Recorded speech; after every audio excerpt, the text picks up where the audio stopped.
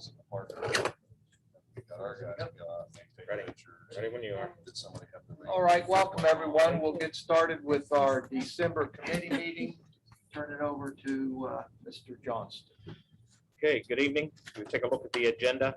Being that there's no citizens here this evening for remarks, we'll go right down through to number 3, program presentations. And we've asked Mr. Grimaldi if he would talk to you a little bit about the pupil attitudes towards self and school program or assessment. Thank you, Mr. Johnson. We had talked about approving this assessment for our district weeks ago. The evaluation it's a short survey for our kids. We mentioned SEL and how social emotional learning is a top priority in most districts. In most high schools this school year and last school year, students are struggling. They're struggling with emotional health. They're struggling with mental health, and they're struggling with learning what they need to learn, all because of COVID. It brought it to the forefront. So one of the things that we're doing is the PASS assessment. And I did have a handout in your packet there that has PASS on the top. You want to look at that? Down at the bottom of that first page of that handout, the items in the survey are clustered into 9 factors. So I wanted you to know basically the broad categories of what we're asking students in case someone would question you about it. So factor number 1 is students' feelings about school. Factor number 2, perceived learning capability. 3 is self-regard. Over on the second page. 4 is preparedness for learning. Number 5 is attitude towards teachers or attitude to teachers. 6, general work ethic. 7, confidence in learning. 8, attitude towards attendance, which will be a good item for me to look at, to zoom in on. And then 9, response to the demands of the curriculum. So those are the general factors that the questions will be based on. We did look at some sample items. This process started way back in the beginning of the school year, actually the end of last school year. Dr. Fetchkin and I met with Scott Shapiro, the representative from the company that sells PASS. We met with him twice. Dr. Fetchkin is our school psychologist from Aaron. She drilled him for about a half hour on this assessment. This assessment was actually started in the UK and then brought to the US. So a lot of their beginning data was from the UK, and that was one of Dr. Fetchkin's big concerns. But they since have tested a lot of students in the United States and re-standardized it, renormed it so that it's fitting the students in the United States. Our plan for the assessment is actually today I met with their data person and Greg Uhas. Greg is uploading our student information into the system as we speak. He's working on a spreadsheet for them to upload. On January 11th, our core team will meet. On January 17th, we'll have a PASS presentation to the staff, so the staff knows what we're doing. Then on February 7th of this year, of this next year, we will administer our first PASS assessment. Typically in a school year, you're going to do it twice. This year, we're only going to do it once because we want to have time to use the data, to analyze the data, and to help students. So after we administer it on the 7th of February, on the 16th of February, we're going to do a data overview meeting with the core team. And then on the 17th, we're going to do some more data analysis. And Scott Shapiro from PASS will actually be our consultant. One of the other things we did, I met with Dr. Fetchkin, and I also met with Dr. Rachel Andler from South Fayette School District. She really gave us a lot of information. They've been using the tool for 2 years now. She's the Director of Student Services. If you don't know anything about South Fayette School District, South Fayette School District is one of the fastest growing school districts in the state of Pennsylvania. And I thought, well, it's over by Harrisburg, but no, it's by Pittsburgh. If you take 376 east out to 79 and you're going 79 south, you pass Top Golf and then there's a Carvana car vending machine there on 79 south. That's South Fayette School District. She told me they average over 200 new students per year in that district, which was very surprising to me. And it's one of the top performing districts in the state, but they've really had good results with PASS. It's an easy assessment for teachers to use. They get data and they're able to help students with interventions that are actually incorporated into the system too. So nothing but good things to say about it. Another thing we've done is we've purchased the PAS, P-A-T-H-S, and a Mosey Social Emotional Learning Curriculum for grades K-4 through 8. So we have teachers working on professional development, getting trained on that, and that's what we're planning on implementing to help our students cope with the changes in the world today. Are there any questions about? Dave, I have a question. Thanks for that information. How is this actually administered? Like, how do you? So everything is done on a computer, even with our little kiddos in kindergarten. The test is read to them on the computer, so it's read aloud to them. Okay, thank you. Yep. Other questions, Mr. Kamali? Okay, thank you, Mr. Kamali. This evening, nothing under negotiation, nothing under curriculum, under budget and finance. Just want to update everyone that we did complete the first round of business manager interviews, and we'll talk more specifically in executive session. We are, for the rest of you, moving into a second round, so we'll talk about that in executive session. Questions? Not on the agenda, but I asked Nicole to mention grant that her and Mrs. Wertz have been working with. Okay.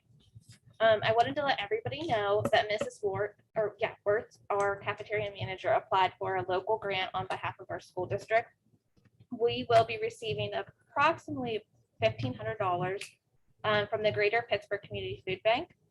We'll be using these funds to purchase smaller items that are needed for our cafeteria. Recently as well, we were just approved for $12,000 that's going to be split in between multiple months for the school year for fresh produce through the USDA. It's called the USDA DoD Fresh Fruit and Vegetable Program.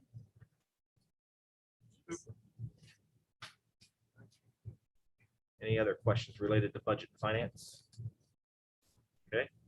Next, buildings and grounds. If you want to take a look at the next handout labeled 7A, that quote is from Mark seeking out a person to inspect all of our bleachers. It's been some time since that's been done. So if you take a look, it's broken down. Total cost, if we do all three bleacher sections in the three different rooms, would be $2,040. High school to complete both sides, $1,100. Multi-purpose room, $470, and the elementary, $470. I don't know if there's anything you want to add to that, Mark.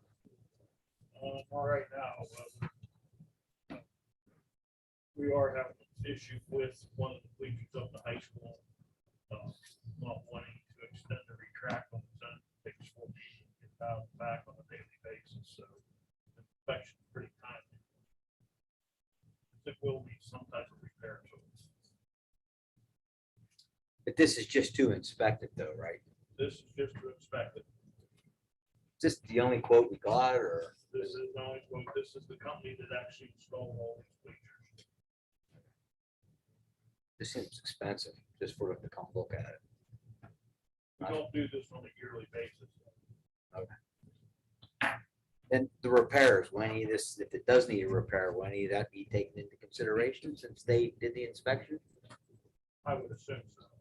But they will give us a detailed report of what it would take to get them repaired to working operation and meet safety standards. You don't expect anything except the one side, right? Yeah, I would expect that one to be. It's been getting a little worse for years, and now it's time to get it corrected. And what it says there, general and minor adjustments and lubrication. That's part of the inspection, but not repairs. Right.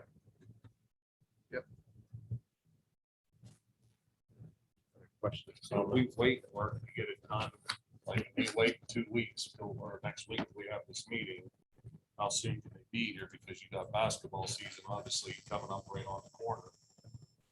So screw you, your crew up, like, does that impact us in any way when we're starting basketball season until we get this repair done?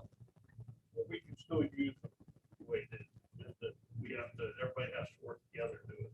Normally, you send one guy up there and set the gym up. Right. Well, in this case, you have to send 3 to 4 guys.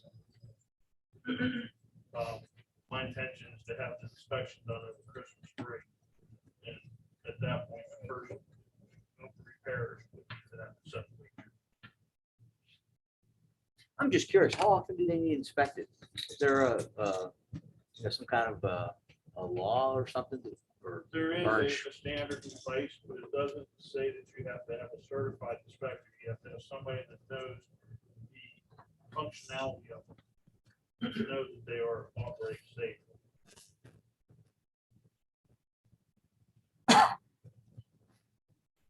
Interesting. Very interesting, because you always hear about accidents happen with bleachers that do malfunction, Right. and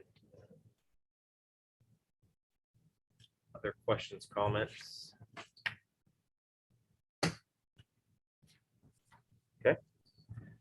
Moving along to athletics, item 8A, hire assistant softball coach. We did interview for assistant softball coach, and we'll give you the name that will be on the motion in the executive session later on in the meeting.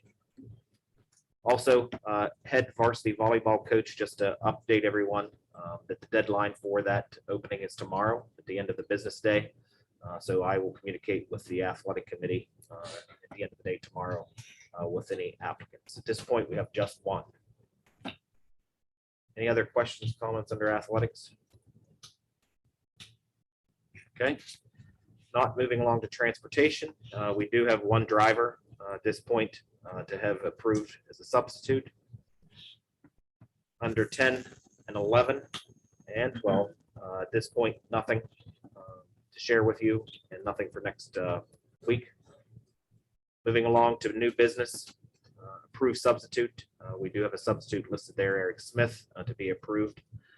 Also, just got a letter that we'll add to the agenda next week to approve a junior high boys basketball volunteer, and that would be Richard Cooper. And that is at the request of Coach Kazemchek to have him approved. Next, 13B, you do have a handout for that. That's 13B labeled as your handout, and that is a motion for next week to accept the retirement resignation of Mrs. Chris Kirsch as an instructional assistant. If you're okay, that as you see, her letter stated that she'll be finished on January 7th. Unless you object, I will go ahead and already post that tomorrow so that we get a jump start to get that filled. Anybody object? Putting that advertisement out tomorrow. Okay, next, 13C. We're going to ask you to approve student placement at News Story. And I can give you more details in the executive session. Also, 13D, we're going to ask for you to approve another outside of placement, and that's at AYS in Cambria County. And again, I can explain more in executive session about those two situations. Moving along to 13E. The handout too, labeled 13E, and that's from Life Touch. If you recall, we put out for bid, asking for people to apply over a year ago to be the school photographer. We selected Life Touch. Actually, Life Touch was the only one that submitted. And we've encountered some issues this year dealing with all of our group pictures in the fall. That's all of our sports, all of the band. So we have met with them numerous times to try to fix that. And that has not been fixed. And what I mean by that is we retook the band, we retook volleyball, and we still couldn't get it right. Although all the parents and students are getting to keep all of those, Life Touch, when Mrs. Dolge and I met with Tina, who has signed the letter, she acknowledges the fact that and she understands that we will shift and have someone else do our group pictures from now to the rest of the year. At the end of the year, we'll reassess. And what I mean by that is we'll reassess Henry Studios, who we're using now to do all of our group pictures from now to the end of the year. And then we'll also assess where we are portrait-wise at the end of the year. And there's the letter that she has agreed to refund all those photo costs. And then also we have put that out on the website, Facebook, etc. Was it a quality issue? Because wasn't Absolutely. this the same company we had trouble with before with group pictures? Well, It was probably back in like 2011 and 12. we did have, so we had Life Touch, then this is how it's been since I've been principal. We had Interstate, we had Life Touch, we had Interstate, now we're Life Touch. Yeah, I'm pretty sure it was Life Touch that the group pictures for sports were really bad. What's the problem? Like, why Oh, can't they do them? Well, so here's an example. If you've been in our gym, it's the brightest it can ever be. When the first pictures come, it looked like that they were standing in a dark gymnasium. I mean, it was just bad. Band pictures, those were horrible too. Even the second round. So now, granted, when we do the band, it takes a lot of time. So that's typically done in the summer before school starts. The second round we had to do during the school day, and then we still had issues with that. So they took the group picture in front of the school, must have used a flash, and the group picture has nothing but this big flash coming out of the glass, coming down over the first row of kids' face. And those were produced. And so what Mrs. Dolge and I were having our conversation with him was, is no one viewing your product because you would not want to put this out. So, yeah. And you can see the apology letter and the action that they are taking, which is a step to be acceptable. Other questions, comments? Okay. Next, you have a handout labeled at 13F, approve small game of chance resolution. Again, it's that time to make sure that we refile that resolution so that all of our booster groups can do things like small game of chance. So all of our groups are listed in that resolution. Many of you have seen that in the past. Questions? Okay. Next, 13G, District Comprehensive Plan. Just want to give you an update that they have extended, even though we will get ours done the next handful of months. They have extended the deadline for us to have it done in August. But again, we will have that completed. In fact, part of it, we'll talk about 13J, but there's a number of plans that go in that whole comprehensive plan. And again, I just want to thank everyone who's been attending those meetings once a month to get to the point that we're at. So at some point, we will bring the whole completed comprehensive plan the next 2 or 3 months to you for you to review and to approve. Questions? Next, I have a draft handout for you, 13H, and that's this labeled closed days and remote days. So a couple things. One, let me define at the top, closed day will be absolutely closed. Remote instruction day, a couple ways that we can handle and I don't want to, I'm going to explain it to you, but we will not explain this to the public because it becomes confusing. All the public really needs to know is will be remote instruction. But just so you know, you all approved our application for flexible instructional days. So this district is approved to have 5 of those days this year and next year, and we'll reapply the following if you approve to do that. In turn, because we're in a state of emergency, we can also still be, because of COVID, using remote days. So with that, again, here's what I'm asking you if you will approve and be okay with for administration to start putting out as early as tomorrow. So in our calendar, we have 4 snow days. Okay. What I'd like to do is use that very first snow day for exactly what that is, what we've always traditionally done, just to get teachers more time and everybody to get their mindset of how we'll operate. So the first snow day we would definitely close. We will make that day up on March 18th because that's our first snow makeup day.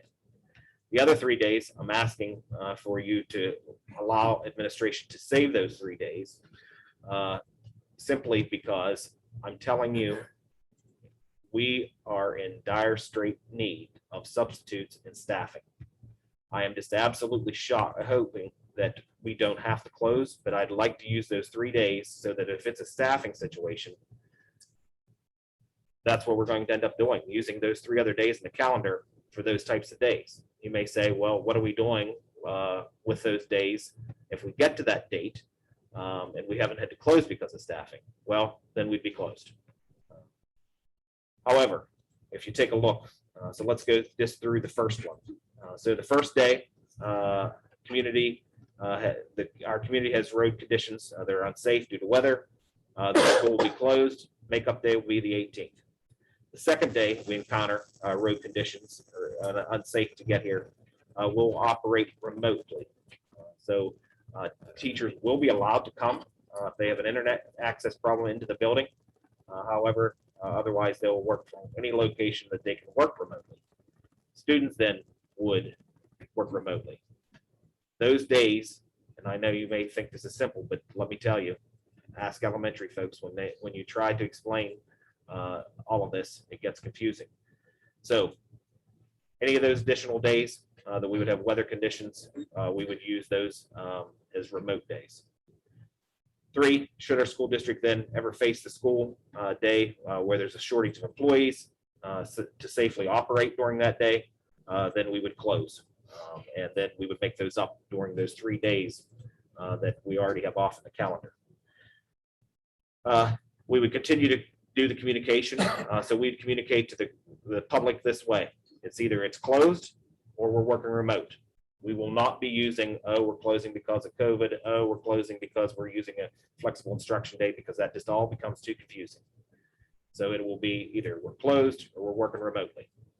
Then the next question comes to this. If you get back up under remote instruction days, we always have the question of, well, are you going to let activities take place? Well, if you're having an instructional day and you're using it remotely, you can have activities that day because we're operating. However, when talking to administration, we would not operate our elementary activities. And then any other high school activities, it would be on a decision that we would make as administration. If we see that the weather conditions are bad, then we will put out sapphire notifications that there will be no high school activities after school. If it's a situation where I've made the poor decision because I can't read the weather the right way, and it's got better by lunchtime and the roads are passable for people to get here, then we would make the decision to allow those activities to go on. So again, this is just a draft. Whatever if you feel that's a okay plan, and if not, certainly express yourself or give us ideas to change something with it. If you say remote day, it's because of a staffing issue, No, so if it's a staffing issue, it will be closed. it'll be a close, and then no Because- activities or anything. Right. It would just be like it's a snow day. Because here's what you can't do. We can't say because of staffing, we're just going to go remote, because when we fill out the flexible instructional day application, I signed off that we will guarantee that even our nurse will be available remotely. And that all instruction will be available remotely. Well, if a the reason is that we don't have enough staff, then you can't, in my opinion, have a remote day. Right, so you're using your snow days for staff days, is that correct? Okay. Okay, but your remote day, you'll still have staff. Correct, okay. Now, see, I'm confused. I mean, and I could see the rumors going on. Sure. Oh, they have an outbreak and they're trying to hide it. You know, I'm just saying, you know, Yep. you know, there's, oh, you know, so-and-so had COVID, now there's an outbreak. I hope it just doesn't make a panic, you know. It's a great idea, though. I know the staff will be available, but it's the work for students synchronous and or asynchronous. We've always given it a choice. So classes like lessons will be being conducted online by teachers, and kids can log in for that, or they can just choose to log in when they so decide. That's true. To do. That's true.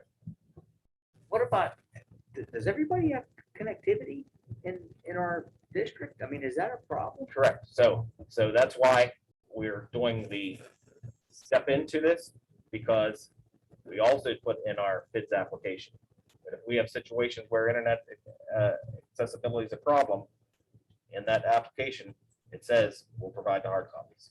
So teachers have to plan ahead to say, and we've already had the brainstorming session last week, well, before the holiday, at in-service, to say that I was going to present it to all of you and have that discussion, and then we would go back to them to see if we're really going to do it, because people have to get ready for that. Yeah.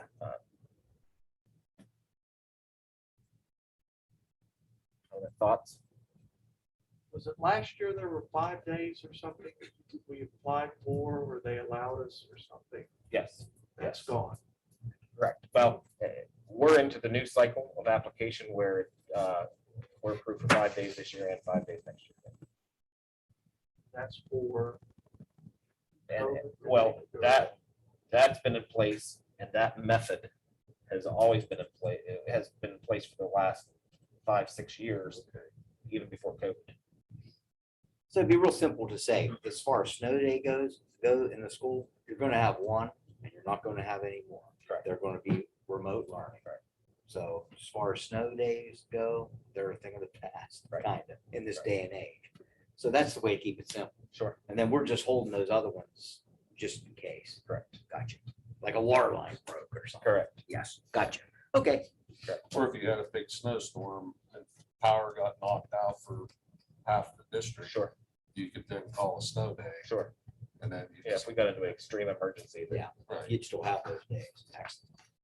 Because the key to it, Darren, correct, is the fact that you have to guarantee that you're going to be providing instruction. You can't Correct. just say we're doing a remote day Correct. and then hope everybody gets on there.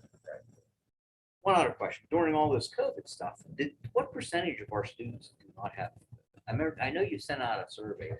We got to the point that it was very few. Well, I shouldn't say that because Mrs. Higgins is going to take this glasses and throw at me as many packets as she can. But I think when we did the survey, Mr. Gramling, surprisingly, I think we were at 20% or lower. Oh, is that right? Well, it was 40% once we last so. So True. a lot of the people in our district are using cell phones to connect to the internet. We did consider that as an acceptable form of internet. Our number went up to That's about right. About half. Because, well, are they hotspot? Is that what you're doing? Off the laptop? well, some didn't even have devices other than their cell phone. Okay. So how do you do remote learning like that? But you can, Can you? yeah. Okay. You're And it works. surprised the number of college kids that do work on their cell phone. Okay. I just can't believe it, but my kids do. I'm like. They do.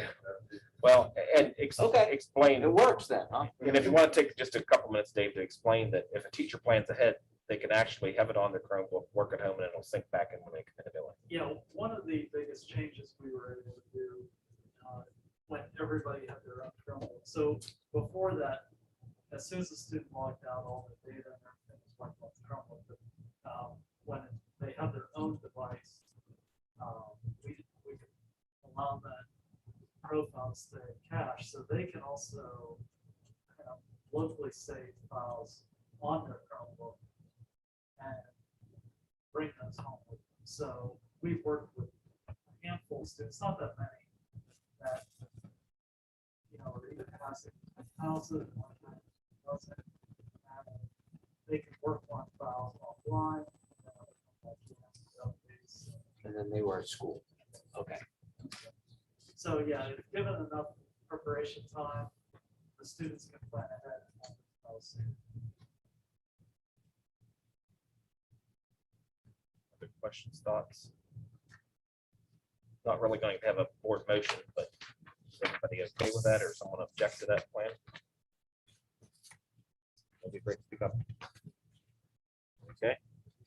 Okay. Next, moving along, 13I. If you take a look, just a sample of what the agenda looks like, just so that you know, for next Thursday to start out at 7. Officers, of course. Some of the other things, though, if we could have a quick discussion, or before we do the agenda next Tuesday, Mr. Hardesty has been serving on the ICTC board. Still willing to do that? Everybody still okay with Mr. Hardesty? We're just wanting to know so we can write the motion. Okay, with that? Anybody else? Fine, I'm just willing to do it. The tax collective committee, that's usually the business manager, Mr. Saffron, and myself. Ag advisory committee, that's also been Mr. Hardesty. Anybody? It's a heavy one. About twice a About year. twice a year. And Mr. Hughes says it's really sausage. I question it sometimes. PSBA liaison, I would really like to give that one up. I haven't done a dang thing with it, is I guess my point. If anybody's interested, meeting every other year. Basically, well, they have meetings often up in Grove City or Yes. something. And Yep. I've never done that. and they also have conference once a year. Conference once a year. I think we could get more from it if we had somebody that paid attention to it. Are they wanting to? I think we all get the emails from them at times, perhaps, or maybe that's well, it is PASBO. And, you know, they have one to Harrisburg to talk to the legislators. A lot of folks, I know your Homer City's representative, Vicki Smith, does that very hard. And, you know, there's other groupings and whatnot. I've been to one meeting. I have not done a good job on that, if anybody's interested.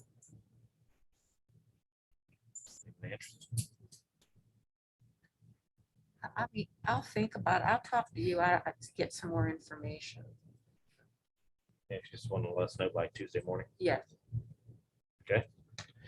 Next, going down under resolutions, we'll list depository for school funds. Newspaper, I would think that we would be staying with the same one. Designating for committee meetings, date and time, and also for regular board meetings. Any?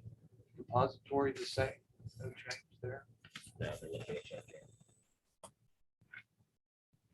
With Wendy and Jody, is there with your conflicts perhaps at your working school district, is there a reason we should contemplate another meeting date? I mean, for us right now, it's like we're gonna have to probably rotate. So 6-1, I mean, I don't want to turn everybody else's schedules upside down and topsy-turvy. But if we had them on a different date other than Thursday, the second Thursday is not a problem because our board meeting is the third Thursday. But the first Thursday is the same day as our planning meeting or committee meeting too. And then just keep in mind, that again, I don't care what night it is, except for just keep in mind, Mr. Saffron, who does solicitor for United also, at least this is what they've been running, is the first and second Tuesday. of the month.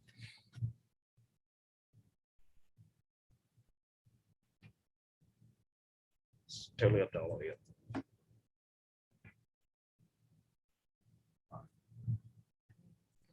I think it's important. Jill, I interrupted you. Go ahead. No, I was just, no, I just said it's anything, it's fine with me, whatever the majority decides. The only thing, well, it would only be once a month, Aaron. When's it fall?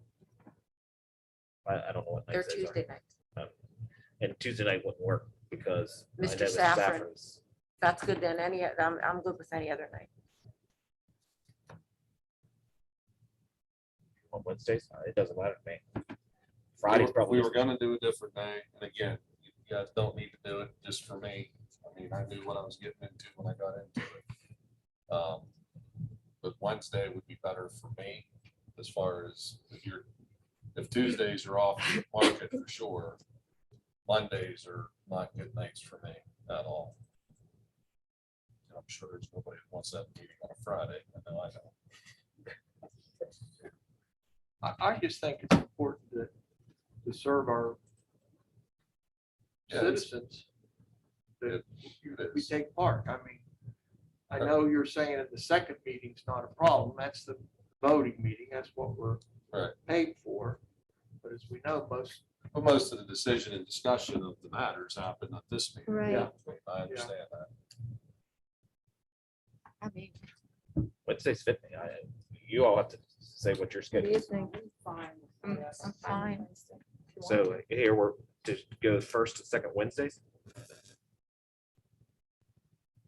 All I'm just asking for is so we write the motions correctly. You guys want to keep it Wednesday or go Wednesday and then the following week go Thursday, like we always have. It's up to you guys. It doesn't matter to me. I guess the only problem with that is what if you have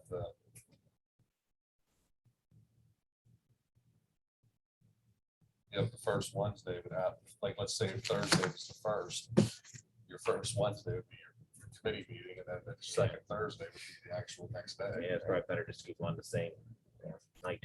Yeah, I don't want to turn everything upside down, topsy-turvy, especially even for the admin here, because like they gotta give up a night to be here. Trust me, I sat on that side of the table long enough.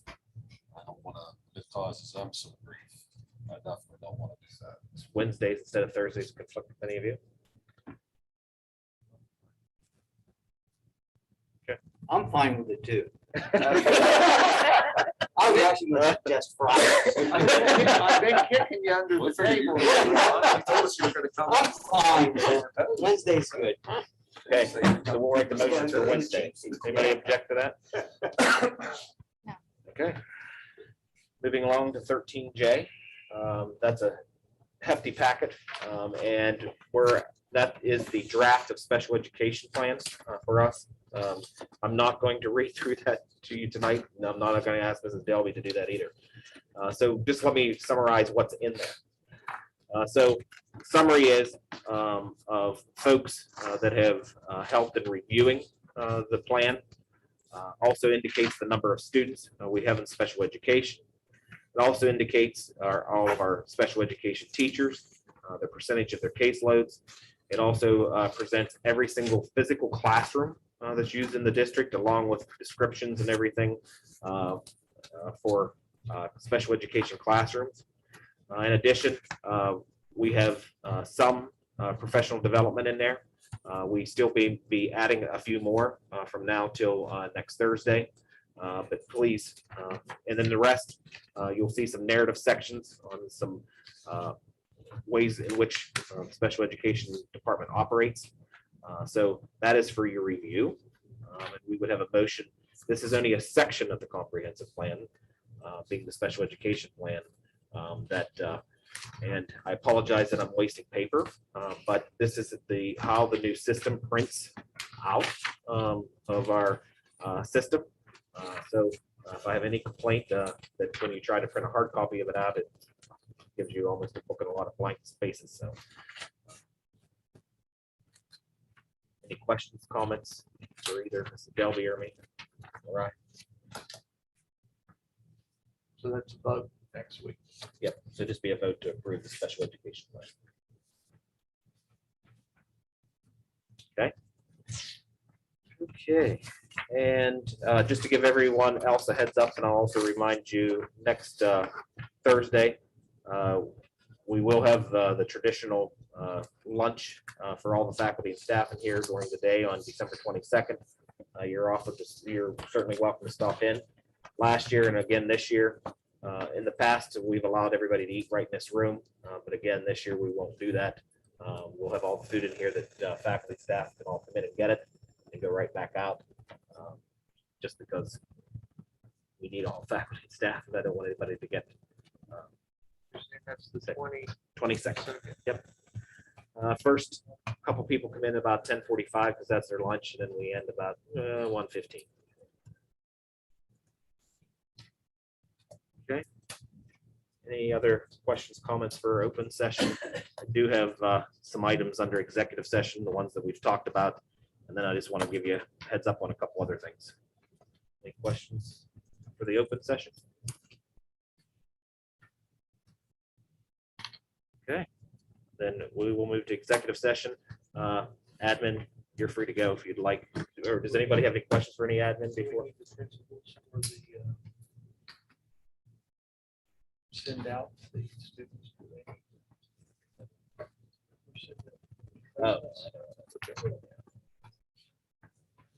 Admin, you're free to go. Can I get a ride home? 45, you said? 10:45.